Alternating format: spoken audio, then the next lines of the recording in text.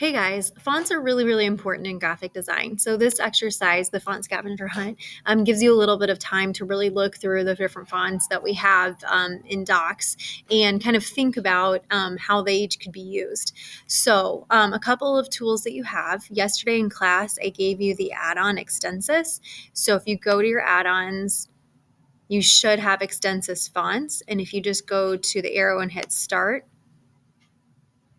your little pop-up toolbar will come up here, and these are your Extensis fonts. So these are really, really helpful just because they give you a lot more options than you would otherwise have. And they will also sort your fonts. So you can sort them by display, which just usually means like a variety of different types of fonts. Handwriting, which means it looks kind of like scripty, like handwriting. Monospace, which is kind of like computer-like. Serif, which means that kind of looks a little bit old school, like it kind of has like these little lines on the edges. We'll talk a little bit more about that later. And then sans serif, which tends to look a little bit more modern. So if you want to use any of these, all you have to do is just type something and highlight it, and then just click the one that you want, and it'll go ahead and change it into that type.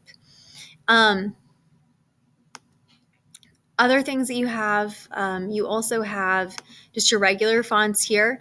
And if you go to more fonts at the top, which a lot of people don't do, if you just go to more fonts, you do have some other fonts here as well.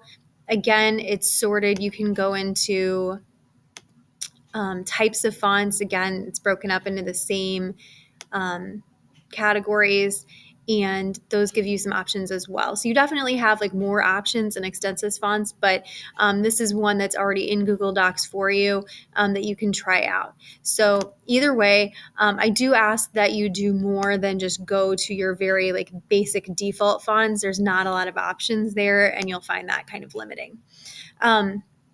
Anyways, so all I ask is that you give it some thought and kind of think about how the shapes of the letters, how different fonts can give us a different feeling or vibe when we look at it.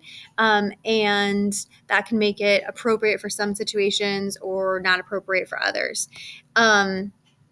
For example, like if I were going to have a really formal event, I wouldn't want a really casual font. So like for your graduation, for example, I probably wouldn't use this Are You Serious font because it looks more like it belongs to like a teen girl store, like a Justice or something like that, like a preteen or something. It looks very like feminine and curly, and it doesn't look like something I would take seriously.